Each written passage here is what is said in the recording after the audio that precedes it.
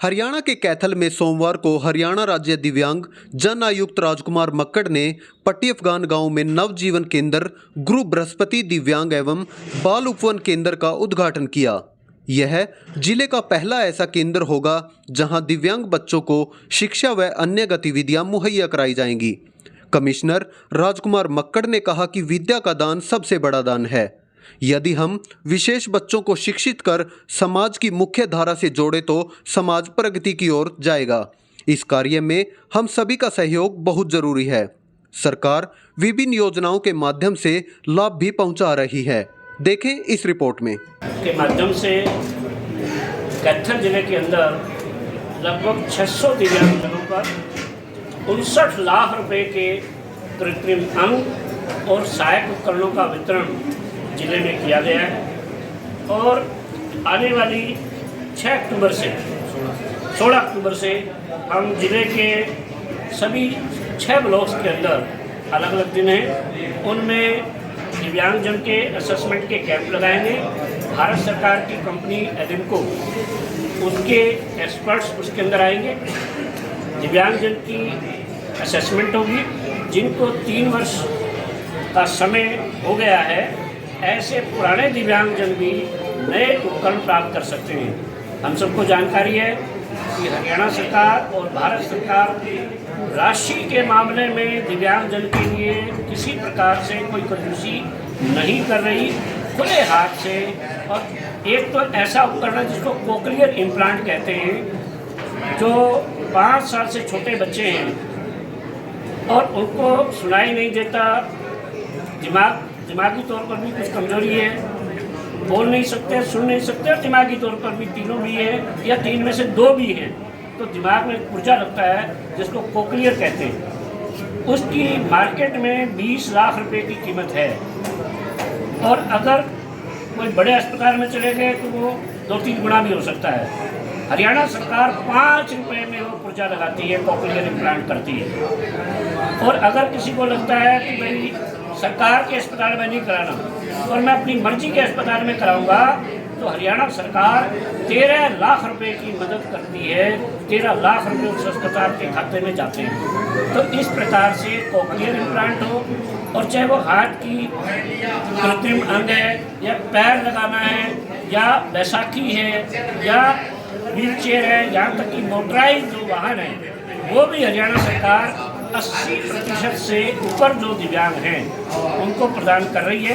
तो ऐसे सभी दिव्यांग जिले भर के उनको आने वाली 16 अक्टूबर से अलग अलग ब्लॉक में, हलायत में अलग दिन है, कैथल में अलग दिन है, कुलाजीत में अलग, इस प्रकार से वो कैंप्स लगेंगे और कोई दिव्यांग ऐसा जिले का छूटेगा नहीं। और मैं आपसे खासतौर पे जो हमारे पत्रकार बंधु हैं उनसे निवेदन करूंगा कि इस विषय का ज़्यादा से ज़्यादा प्रचार करेंगे और यहाँ जो समाज सेवी आए हुए हैं, जिला परिषद, ब्लॉक समिति, ग्राम पंचायतें और यहाँ के नगर परिषद और प्रतिनिधि, जनप्रतिनिधि, तमाम लोगों से आह्वान है अपने अपने वार्डों के अंदर इसका ज़्यादा से ज़्यादा प्रचार करेंगे तो इसका अधिकतम लाभ प्राप्त कर सकेंगे। आज गुरु बृहस्पति दिव्यांग आश्रम ट्रस्ट के माध्यम से कैथल के अंदर एक बहुत बड़ा उपक्रम प्रारंभ किया जा रहा है, जो हरियाणा सरकार की नीतियों के अनुरूप है।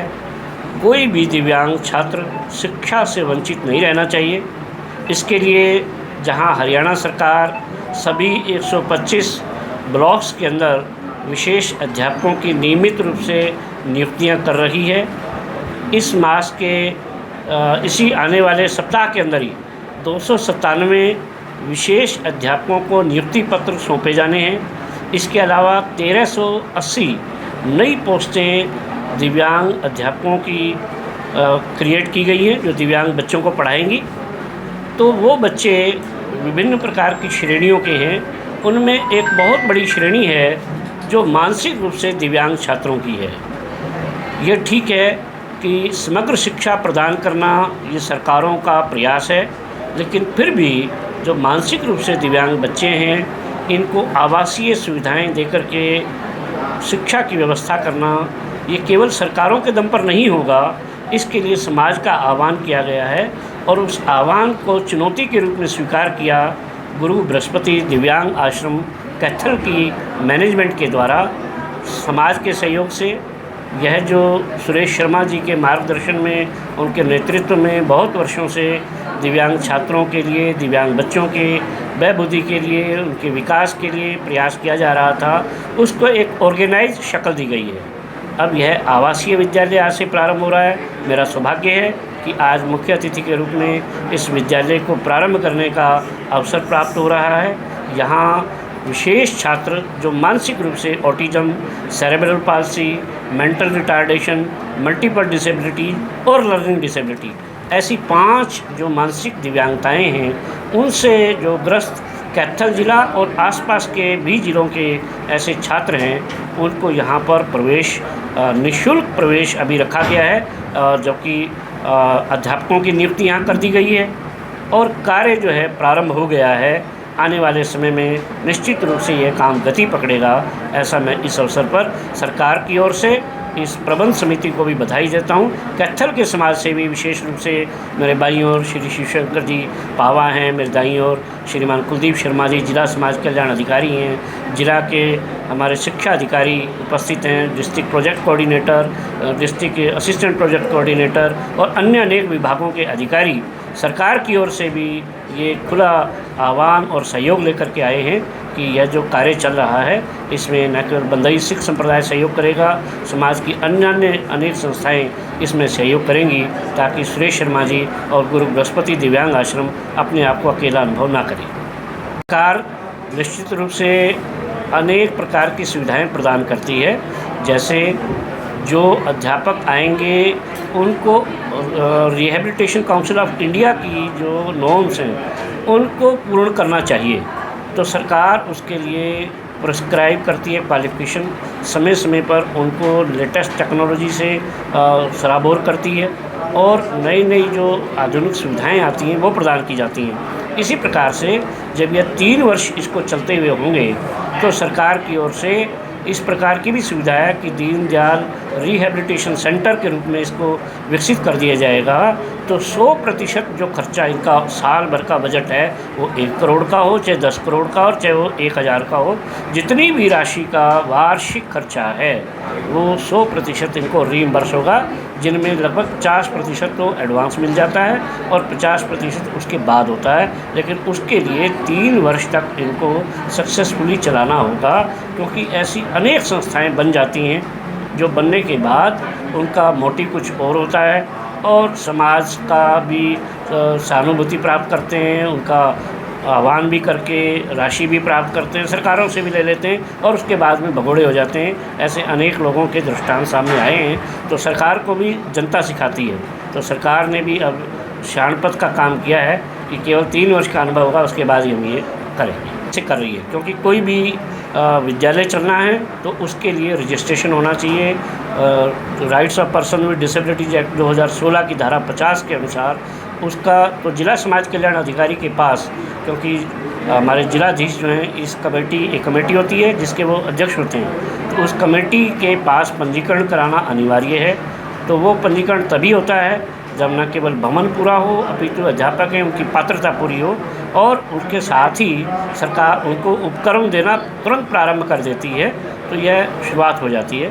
इसके बाद रिहैबिलिटेशन काउंसिल ऑफ इंडिया से भी इसका पंजीकरण होना आवश्यक है। तो उससे बहुत अच्छा होगा, क्योंकि शिक्षा सब चीज़ों का आधार है। यदि दिव्यांग बच्चा शिक्षित नहीं होगा तो हरियाणा सरकार ने जो आज 4% नौकरियों में आरक्षण दिया है, तो जब तक वो पढ़ेगा नहीं तो वो नौकरी के लिए पात्र कैसे बनेगा, तो वो कम्पीट कैसे करेगा। तो इसलिए शिक्षा तो बेस है और इसलिए इसमें बहुत गंभीर व्यक्ति ही इस क्षेत्र में आने चाहिए, जिनके लिए कोई पैसा कमाना उद्देश्य नहीं है, अपितु मिशन है। वो मिशनरी लोग इसमें आने आवश्यक हैं। और बहुत खुशी की बात है कि आज अनेक ऐसी संस्थाओं के कैथल की खासतौर पर नगर की, चाहे वो अनाज मंडी की एसोसिएशन है, चाहे पंजाबी सभा है, अनेक ऐसी संस्थाएं जिनका ट्रैक रिकॉर्ड बहुत अच्छा है, जिन्होंने वास्तव में इस समाज के क्षेत्र में काम किया है, उनके प्रतिनिधि आज यहाँ पर आए हुए हैं और उनके मार्गदर्शन में छत्र छाया में ये काम चलेगा। और दूसरा, हरियाणा सरकार के यहाँ प्रतिनिधि बैठे, तो तो उनका भी सतत रूप से न केवल आना जाना रहेगा बल्कि वो सख्ती के साथ में क्रॉस चेकिंग भी करेंगे, इनके खातों की भी जांच करेंगे, क्योंकि अनेक जगह पर इस प्रकार की शिकायतें आई हैं, तो वो भी नहीं हो।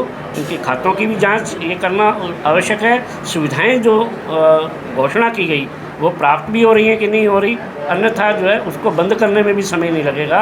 उसकी प्रबंध समिति को बदलना पड़ा तो बदलने में भी समय नहीं लगेगा। एडमिनिस्ट्रेटर की नियुक्ति करनी पड़ी तो एडमिनिस्ट्रेटर की नियुक्ति करने में भी समय नहीं लगेगा। तो सरकार हर प्रकार से विजिल है और मैं समाज से आह्वान करता हूँ कि जिस उद्देश्य से, जिस भावना से यह काम प्रारंभ किया गया है उसमें बढ़ चढ़ करके इसमें सहयोग करे ताकि इसका उद्देश्य पूर्ण हो सके। उससे संस्थाओं में सब प्रकार की संस्थाएं हैं। पत्रकार जगत में बहुत वर्षों का आपका अनुभव है, आपको भी ध्यान में आता होगा, जहां बहुत अच्छी संस्थाएं काम कर रही हैं और निष्काम कर्म कर रही हैं, वहाँ कुछ इस प्रकार के लोग भी समाज में होते हैं जो इनको सीढ़ी की तरह उपयोग करके व्यक्तिगत लाभ प्राप्त करने में उपयोग करते हैं।